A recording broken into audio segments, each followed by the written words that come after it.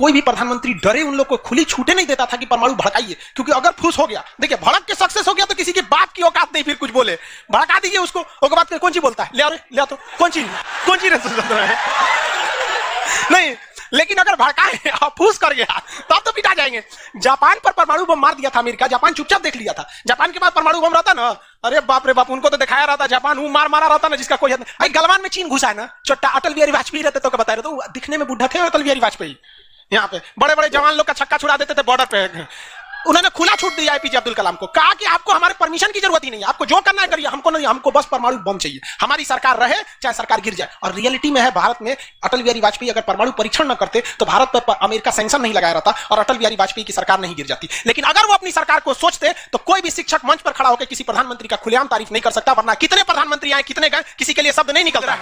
1974 में इंदिरा गांधी ने डिसाइड किया कि हमें क्या बनाना है, परमाणु बम बनाना है। कब डिसाइड किया इन्होंने, 1974 में। बट उस समय हम लोग उतना डेवलप नहीं थे, तो हम लोग यहां पर मई 1974 इन्होंने पोखरण में परमाणु परीक्षण किया, लेकिन गलती से वो उतना सक्सेस नहीं हुआ जितना होना चाहिए था। उस परीक्षण का जो नाम था, उसका नाम था स्माइलिंग बुद्धा। क्या नाम था? स्माइलिंग बुद्धा। तो हो गया बात वही, भड़कइबो किए लोग, फूस दे करके रह गया, पकड़ा गए हम लोग। अब अमेरिका हम लोग पे दबाव बना दिया। अमेरिका ने एक नियम बना दिया सीटीबीटी और CTBT, comprehensive test ban treaty. कोई भी व्यक्ति परमाणु बम का परीक्षण नहीं कर सकता है, और बैन लगा दिया। ना आपको जल पे परीक्षण करने देंगे, ना थल पर परीक्षण करने देंगे, ना हवा में परीक्षण करने देंगे, पूरा बैन लगा दिया। और एनएसजी बना दिया, national supplier group, nuclear supplier group, कि कोई भी देश भारत को मतलब यूरेनियम नहीं देगा। तो हम लोग पास यूरेनियम नहीं था, चोरी छुपे हम लोग यूरेनियम मंगाते भी तो सीटीबीटी था, परीक्षण करने नहीं देगा। भारत ना एनएसजी को माना है ना सीटीबीटी को माना है। और एनपीटी लगा दिया, न्यूक्लियर नॉन प्रोफिलरेशन ट्रीटी, नाभिकीय अप्रसार संधि की कोई भी देश दूसरे देश को मतलब टेक्नोलॉजी नहीं बेचेगा कि परमाणु बम बनता कैसे। मतलब साला चोट्टा चारों ओर से घेर दिया। कभी कभी गरिया देते हैं यार, क्या हम मशीन थोड़े हैं कि जो सेट कर दिए वही बोलेंगे। देश पे बात आती है तो हम सब भुला जाते हैं। तू दोस्त है ट्रम्प है कि बाइडेन है, सोच रहा बाहर में जा तू कोनो चीज हो। या पहले हमको मतलब तुम बनाओ परमाणु बम, कोई दिक्कत नहीं, हम लोग दिवाली वाला धुकधुकुआ बनाएंगे। मतलब एनपीटी क्या कहता है, न्यूक्लियर नॉन प्रोफिलरेशन ट्रीटी, नाभिकीय अप्रसार संधि, कि कोई देश दूसरे देश को परमाणु टेक्नोलॉजी नहीं देगा। एनएसजी, कोई देश मतलब बिना परमिशन, एनएसजी के बिना मीटिंग के मतलब यूरेनियम सप्लाई नहीं करेगा। और यूरेनियम उसी को सप्लाई करेगा जिसने सीटीबीटी पर साइन किया कि हम परमाणु बम का परीक्षण नहीं करेंगे।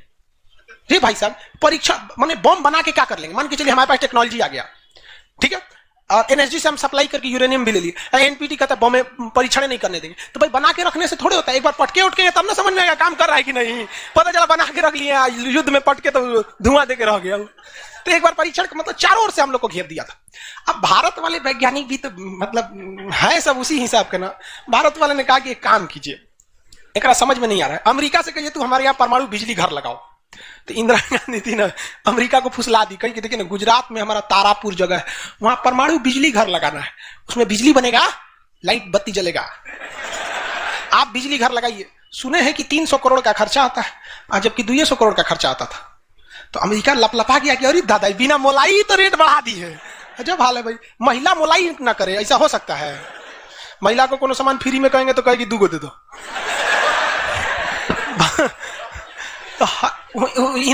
अमेरिका ने सहयोग कर दिया, हाँ हम पूरा परमाणु बिजली घर बना देंगे, बिजली बनेगा आपके यहाँ, भुक लाइट जलेगा एकदम। तारापुर में 1972 में बिजली घर लगा दिया। अब बिजली घर चलेगा कैसे? इंदिरा गांधी कहा यहाँ यूरेनियम नहीं है, एक काम कीजिए जो बिजली घर लगा है ना उखाड़ के ले जाइए, अपना ठेका कैंसिल। का अरे पगली कही तो पैसा दे, तो पैसा कौन सी का, ये तो कौन सी तू बनी ले एनएसजी कि हम यूरेनियम नहीं देंगे। कहा अच्छा तुमको दे देंगे, कोई दिक्कत नहीं। अब वो यूरेनियम लिया था हमें बिजली घर में भड़काने के लिए। अरे भैया तू ले आओ ना, हम लोग ने डिसाइड करेंगे इसको भड़काना किधर है।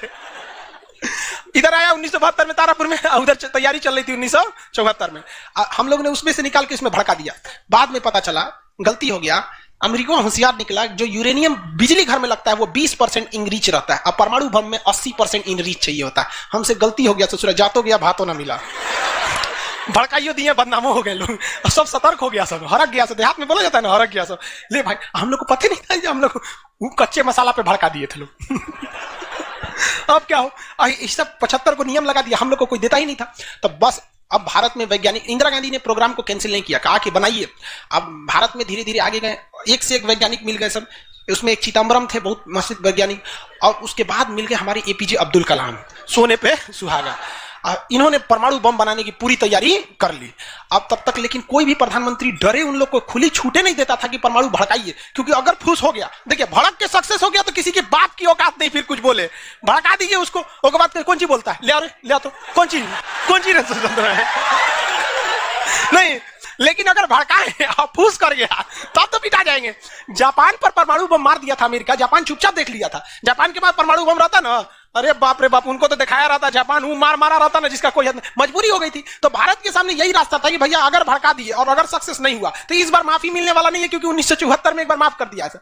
लेकिन अटल बिहारी वाजपेयी का जब नेतृत्व आया प्रधानमंत्री का, तो अटल बिहारी वाजपेयी ने कह दिया था भैया कुछ भी हो जाए, कुछ भी हो जाए, हमारा देश रहना चाहिए। आज के नेता रियलिटी बताते हैं। अटल, हम और आप उस पीढ़ी में से हैं जिन्होंने एक साथ दो महापुरुष को अपने देश में देखा, राष्ट्रपति के रूप में एपीजे अब्दुल कलाम और प्रधानमंत्री के रूप में अटल बिहारी वाजपेयी। और यह सौभाग्य पृथ्वी पर अब किसी को नहीं मिलने वाला है, क्योंकि ये ऐसे लोग थे जिनका अपना परिवार बाल बच्चा कुछ नहीं, देश ही समझा मतलब देश है, मतलब देश है यहाँ पे, और कुछ नहीं। यहाँ पे गलवान में चीन घुसा है ना, छोटा अटल बिहारी वाजपेयी रहते तो बता रहे, तो दिखने में बुढ़ा थे अटल बिहारी वाजपेयी।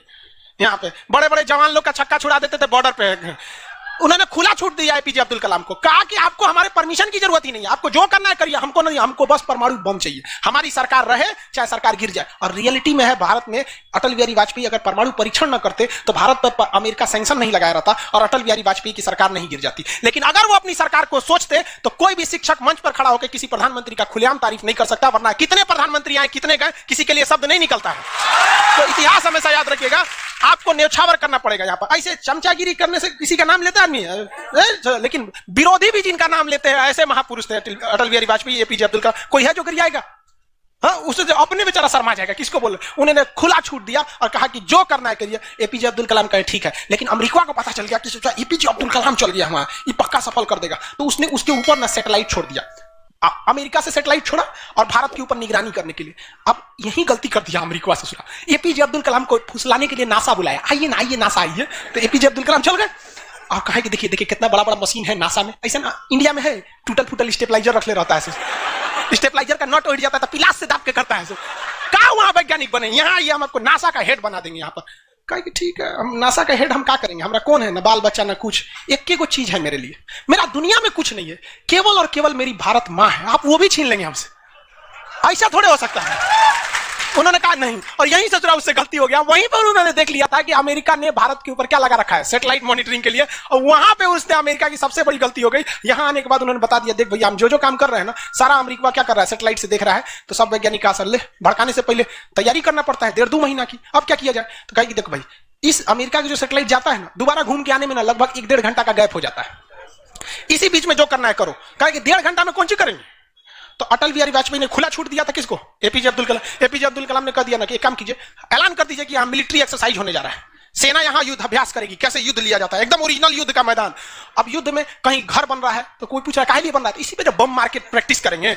घर नहीं बन रहा था, वो इसलिए बन रहा था कि परमाणु बम कितना खतरनाक होगा।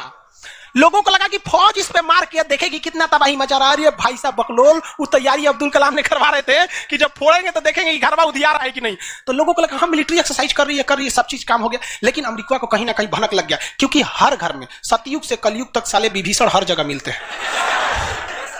भारत में कोनो जाके कह दिया वहां पर तो भनक लग गया। तो अमेरिका ने उस सैटेलाइट की टाइमिंग घटा दी। अब जो घंटों का गैप रहता था वो चंद मिनटों का गैप रह गया, 20-20 मिनट का गैप रहता था। लेकिन इन लोगों ने अपना काम निपटा के रख दिया था। लेकिन समस्या ये थी ना कि सब चीज तो बन के रेडी हो गया, हर चीज रेडी हो गया, लेकिन अगर परमाणु बम फोड़े और फूस करके रह गया, तो समस्या यही थी। भड़क गया तो टेंशन ही नहीं था। तब क्या किया गया, सैटेलाइट हुआ तो रहेगा। तो अटल बिहारी वाजपेयी का पूरा छूट था, एपीजे अब्दुल कलाम को इनको टेंशन ही नहीं था। उन्होंने कह दिया अटल बिहारी वाजपेयी से कि काम करते हैं हम अब आ गया, हम मई में इसका बम फोड़ देंगे कोनो दिन में, 9 तारीख चाहे 11 तारीख कोनो दिन हम फोड़ देंगे। तो कहें कि भाई आपको जो करना है करिए ना, हमको मत बताइए, हमको बस परमाणु बम चाहिए, बाकी अमेरिका कौन सी करेगा हम देख लेंगे यहाँ पर। तो अटल बिहारी वाजपेयी से खुला छूट मिल गया। अब इन्होंने 9 मई 1998 डेट क्या कर दिया, डिसाइड कर 2 दिन किया था, एक 9 मई को भी, फिर 11 मई को। पहले 11 मई 1998, शक्ति 98 कोड नाम था। जैसे अमेरिका का सैटेलाइट गुजरा, पूरी तरह से कैलकुलेशन हो गया था कि कैसे कैसे होने वाला। अमेरिका का सैटेलाइट जैसे गुजरा, तुरंत यहां पे भारत का परमाणु बम को ब्लास्ट किया गया। और जैसे ब्लास्ट हुआ तो जो मिलिट्री एक्सरसाइज कर रही थी उसको तो भेज दिया गया था 2 दिन पहले ही। जो बिल्डिंग विल्डिंग बनाई थी वो खाली पड़ा था, धाए दे गायब हो गया बिल्डिंग, पूरा धुआं धुआं हो गया, पूरा भयानक। अब परमाणु बम क्या हो गया, लगभग सफल हो गया। वैज्ञानिकों को लग गया था सफल हो गया, लेकिन भाई अब ये फोड़े अभी कैसे पता चल जाएगा सफल हो जाएगा? आप अंदाजे ना बता सकते कि भाई इतना तबाही एक अच्छा ही बम ला सकता है। लेकिन तब तक सैटेलाइट उसका घूम के आ रहा था और पकड़ लेता तब क्या होता? मान के चलिए पकड़ लेता, अब पता चला कि सफल नहीं हुआ, खाली धुआं कर दिया, गड़बड़ हो गया। तुरंत अटल बिहारी वाजपेयी को फोन किए एपीजे अब्दुल कलाम कि तुरंत आप मौसम विभाग को कहिए कि राजस्थान में भयानक तूफान आया है, कोई नहीं जाएगा। अटल बिहारी वाजपेयी ने तुरंत घोषणा करा दी, राजस्थान के लोग अपने घर में रहे, बहुत भयानक तूफान आया है। अब उसका सैटेलाइट आ रहा है तो देख रहा है धुआं धुआं हुआ है, तुरंत मैसेज भेजा नासा में, धुआं हो गया यहाँ पे। काहे मतलब धुआं हुआ, तूफान आया है वहां पे। तूफान आया है। वहां से चला गया, तब परीक्षण देखा गया, एकदम सक्सेस।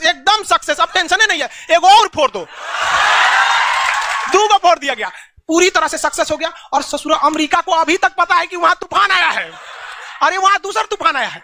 अब भारत में कुछ भी कहिए तो डर तो लगता है, भाई अमेरिका बहुत खतरनाक देश है। आज हम लोग भले शक्तिशाली हैं, 1998 में हम लोग को पाकिस्तान आके दिखा देता था, 99 की करगिल वार याद कीजिए। आज हम लोग बहुत आगे निकल गए, लेकिन उस समय बहुत पीछे थे हम लोग। अब डर तो था ही। अब भारत के प्रधानमंत्री सब राष्ट्रपति सुखपुकाइल थे, अमेरिका क्या करेगा, ओके पते नहीं। 9 तारीख बीत गया, 10 तारीख बीत गया, पता ही नहीं चला अमेरिका को। अटल बिहारी वाजपेयी अब्दुल कलाम से पूछे कि महाराज तो सोचा कुछ सुखपुकाइए नहीं रहा, तो करे ओकरा पते ना चला। एक काम करते हैं, आप धड़ल्ले से फोड़ देते हैं, क्या फायदा है हम? तो फिर 11 मई को 3 गो और फोड़ दिए, 2 गो गायब करके। जैसे परमाणु बम निकला धाम से फोड़े, पता ही नहीं चला दूसरा। लेकिन भाई धड़ाधड़ 5 गो फोड़ दीजिएगा तो पता चल जाएगा कि नहीं पता चल। ये डाउट हो गया पाकिस्तान को, जनते का है। हम लोग फोड़ रहे थे यहाँ पे, अब भूकंप आ रहा था यहाँ। फोन किया अमेरिका को कि बकलवा आंधी उंधी ना उठ लो, फोड़ दिया परमाणु बम।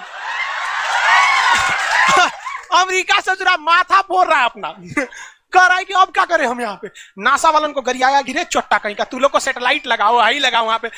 कौन सी देख रहा था लोग वहां पे? कह रहा कि हम तो बोलबे किए थे कि उधर दुका उठाया था, आपने ना बोले थे कि आंधी उठा ले वहां पे। अमेरिका आग बबूला हो गया और तुरंत अमेरिका का प्रतिक्रिया आया कि भारत को इसका बहुत भारी कीमत चुकानी पड़ेगी।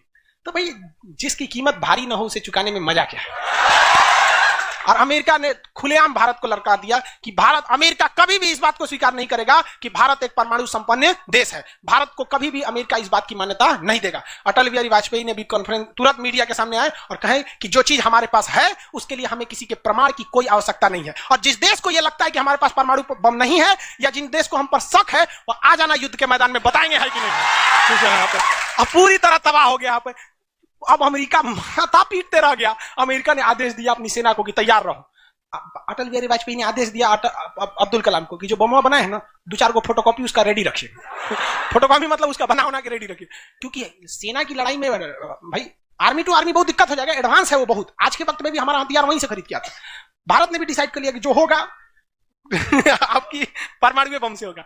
अमेरिका भी डर गया कि ना भाई इससे लड़ना ठीक नहीं है। पाकिस्तान वो बम बना के रख ले था, डरे नहीं फोड़ रहा था। 1 हफ्ता तक देखा कि भारत को क्या हो रहा है, देखा कि कुछ नहीं हुआ, इहो चुप पे फोड़ दिया।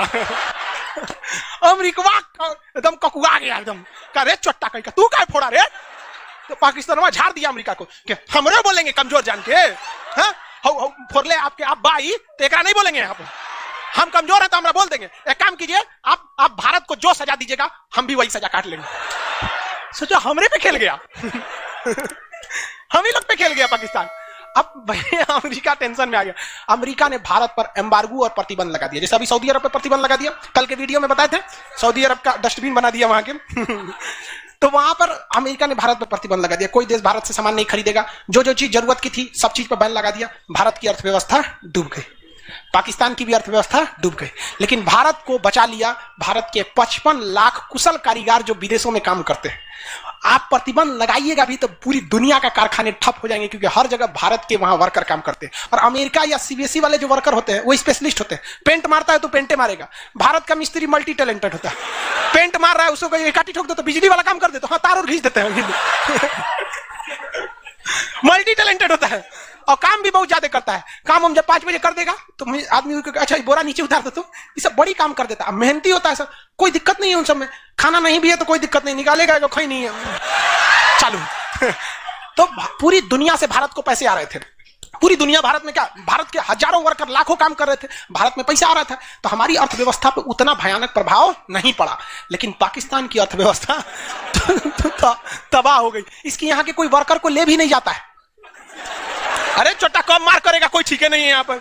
ये सब इतने बड़े बैल होते हैं सब पाकिस्तान वाला।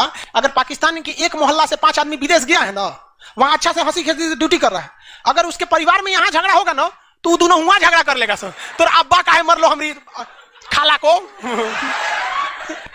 मार कर ले। उसकी अर्थव्यवस्था पूरी तरह से बर्बाद हो गई। अब पाकिस्तान के साथ अजीब सी दिक्कत था, अमेरिका अर्थव्यवस्था बर्बाद कर दिया। लेकिन पाकिस्तान भाई साहब, हरामियों में नोबेल पुरस्कार मिलता तो हर साल यही लाता। इसने कहा कि एक काम करते हैं, अमेरिका ने हमको ऐसा बर्बाद किया है कि परमाणु बम होने के बावजूद हम तड़प के रह जा रहे हैं, हम भी अमेरिका को तड़पाएंगे। यह कहता है ना कि हम किसी से खरीद नहीं सकते हैं, व्यापार नहीं कर सकते, एक काम करते हैं, हम परमाणु बमें बेचते हैं।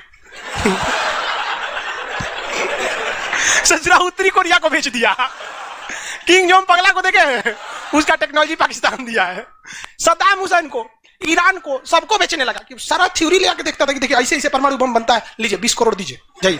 अब अगला हिसाब, 1 महीना तो काटेगा आदमी, अगला हिसाब देखे। अमेरिका कर रहा है, पाकिस्तान में छोटा क्या कर रहा है, क्या कर रहा है, मरे हम भूखे मरे, आप प्रतिबंध हटा दीजिए, नहीं तो हम इसको फेसबुक पे डाल देंगे।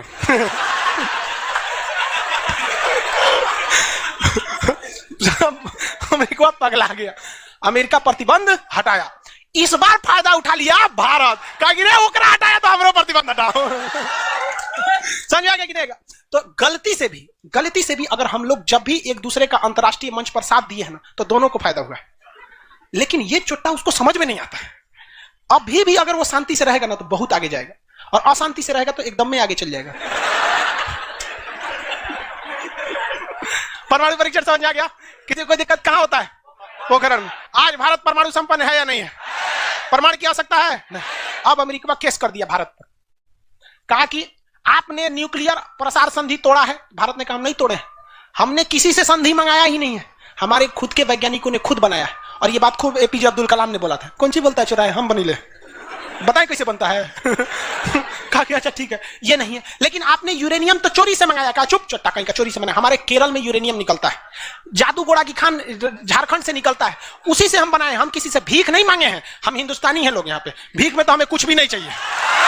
तो एनएसजी कहा कि अभी तब कहा अब कौन सी पे मुकदमा ठोके, तब इस पे ठोक दिया भारत पे। आपने परमाणु परीक्षण किया क्यों है? भारत ने ये मुकदमा जीत लिया। जानते हैं कैसे? कहा कि कैसे, हमने तो कोई नियम नहीं तोड़े। सीटीबीटी कहता है आप पानी में नहीं फोड़ सकते हैं, जमीन पे नहीं फोड़ सकते हैं, हवा में नहीं फोड़ सकते, हम जमीन के अंदर फोड़े हैं। भारत ने कहा फोड़ा था? जमीन के अंदर। तो भारत को उस समय हर चीज साथ दिया था, बुद्धि, विवेक, बल, शक्ति सब रहना चाहिए, तब आप जीत सकते हैं। ऐसा नहीं कि परमाणु बम ले लेने से आपको जीत जाएंगे। कब कैसा सिचुएशन था, आंधी आया है, परमाणु बम फूट गया, तो हर चीज बहुत कांड हुआ यहाँ पे। बाद में अमेरिका को समझ में आ गया कि नहीं हो सकता है, अब भारत को नांग नहीं सकते। वो गया जमाना जब हमारे ऊपर किसी का शासन हुआ करता था। आज भी भारत में बस जाति पात खत्म हो जाए, ऊंच नीच पे लड़ना खत्म हो जाए, और Congress BJP high party how party मतलब नेतागिरी खत्म हो जाए, तो सोचिए ना हमारे पास कमी की